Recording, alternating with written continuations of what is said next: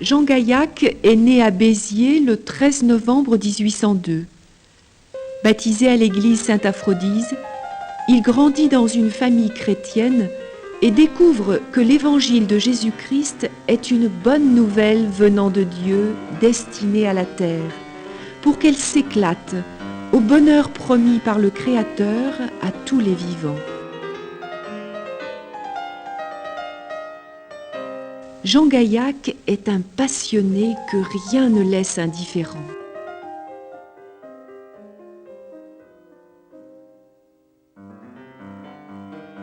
Dans la lignée des saints martyrs Aphrodise, Cels et Nazaire, de son curé Jean-Jacques Martin, Gaillac s'enthousiasme pour les entreprises qui tentent de renouveler la terre et de lui donner un visage de plus en plus humain. Il s'éclate à y participer, même si son temps, la carrière offerte et sa réputation en prennent un coup.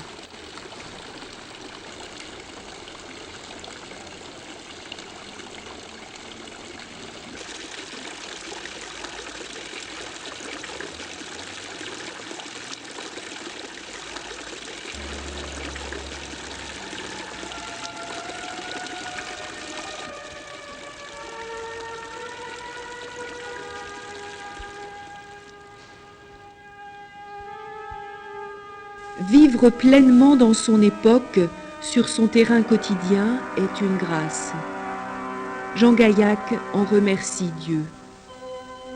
Il ne gémit pas sur le temps présent, sur ses difficultés, mais plein de zèle, il répand autour de lui la joie qui lui vient de sa foi en Dieu, qui continue à créer à travers les vivants.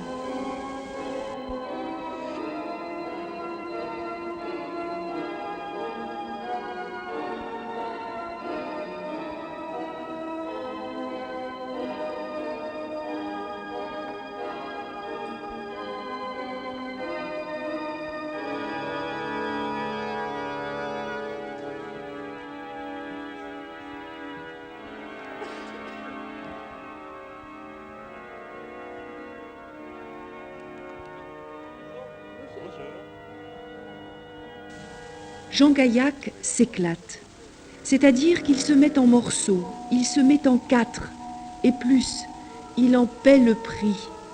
Il ne calcule pas, il se jette totalement dedans.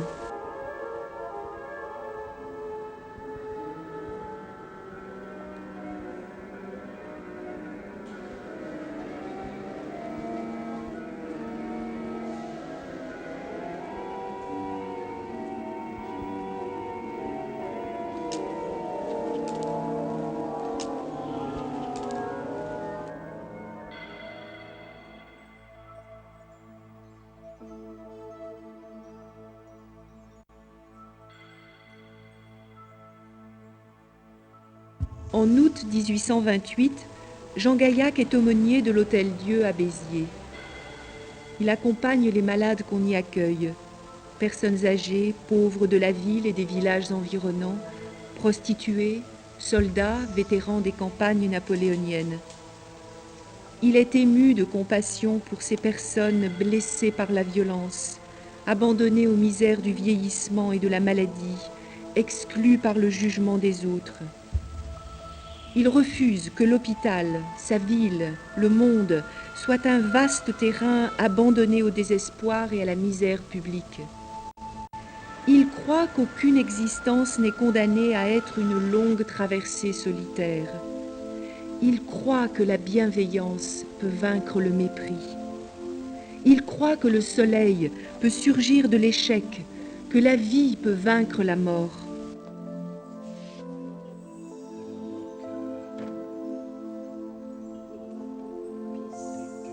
Jean Gaillac nous dit « Jésus, le Christ, mort et ressuscité, nous a sauvés. Il faut continuer ce qu'il a commencé. »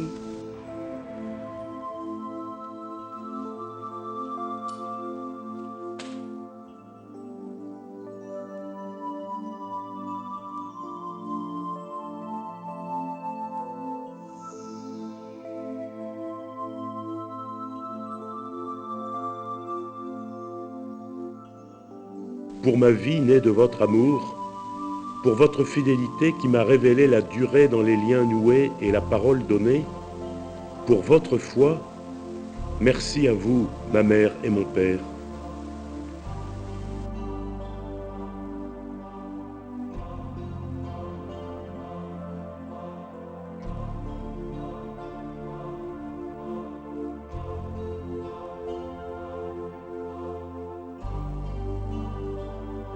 Pour votre audace et votre courage qui m'ont intrigué et m'ont ouvert les yeux sur les méchancetés et les injustices. Pour votre paternelle et infaillible sollicitude qui m'a appris le regard bienveillant. Merci à vous, Père Martin. Dans la vie, beaucoup dépend des personnes que l'on choisit de regarder, puisque d'une certaine façon, on décide de les suivre, puisque d'avance, on sait qu'elles vont nous entraîner, puisque d'une certaine façon, on se prépare à leur ressembler, pas à les imiter, mais à inventer soi-même sa vie en se laissant éclairer.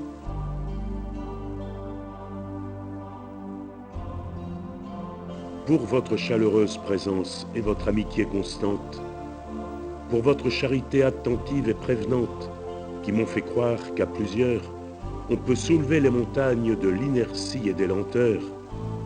Merci à vous, mes amis, Eugène et Apollonie Cure.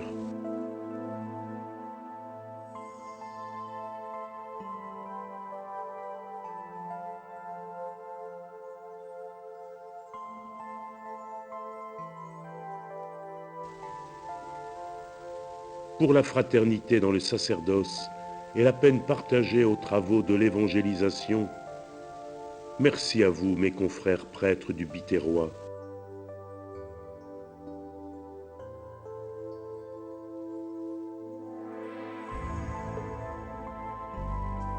Pour votre écoute, vos paroles de paix qui m'ont invité à la confiance, à l'abandon dans les mains de Dieu. Merci à vous, Père Jean de Fontfroide.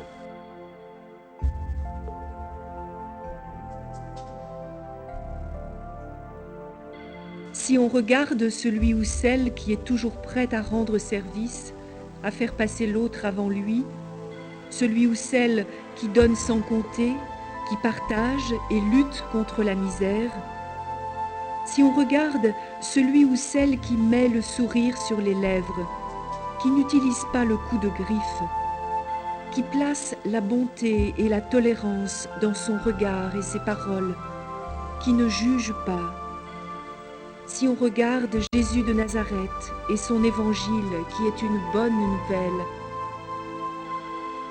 en regardant toujours la lumière, elle finit par se poser sur le visage, elle y reste et le transfigure.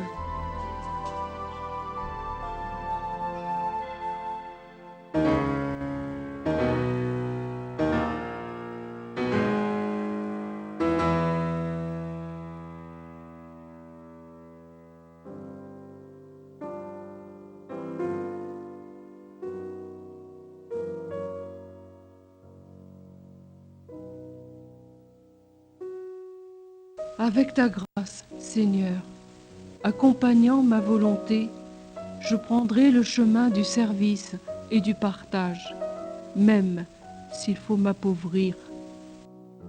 Avec ta grâce, Seigneur, accompagnant ma volonté, je lutterai pour la justice. J'offrirai la douceur et je relèverai ceux qui souffrent et qui pleurent. Avec ta grâce, Seigneur, accompagnant ma liberté, j'aurai le courage d'entamer ma tranquillité pour la dignité de mes frères et de mes sœurs.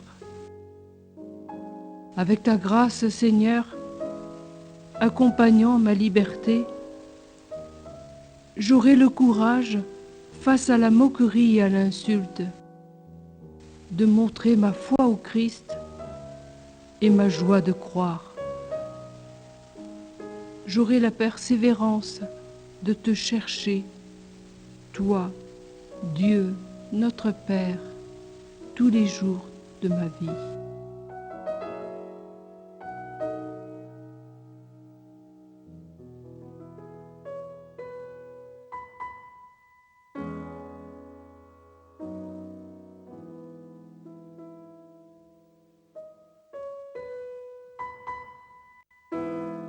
Au commencement, la parole avec Dieu, Dieu la parole. Elle est au commencement avec Dieu. Par elle, tout est venu, et sans elle, rien n'a été de ce qui fut. En elle, la vie lumière des hommes, et la lumière brille à travers la nuit ne l'a pas saisie.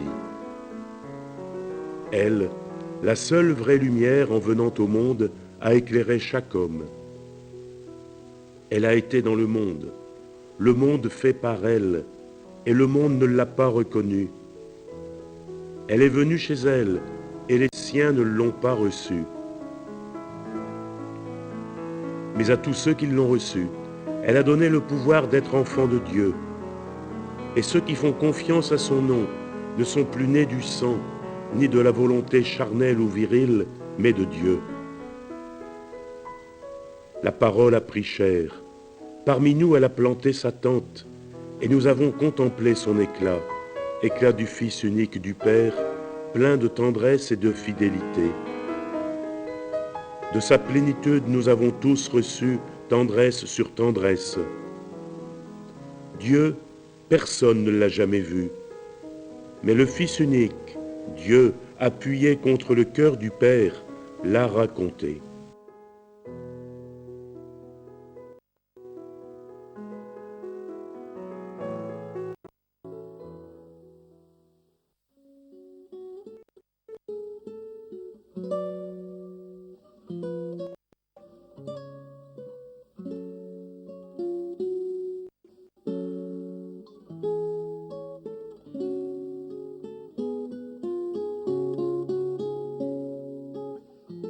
C'est un bel arbre, un poirier. Il vit là dans une forêt. Les arbres alentours sont forts, majestueux, élancés. Lui, il est vieux, très vieux. Il pousse là depuis plus de 100 ans. La fin de l'automne approche. Ses branches se dénudent et semble se refermer à l'approche de la froidure. Il ne reste au vieux poirier qu'une seule poire qu'un oiseau affamé découvre, cueille et emporte au sommet d'une colline pour la picorer avidement. Quand il est bien rassasié, l'oiseau s'envole.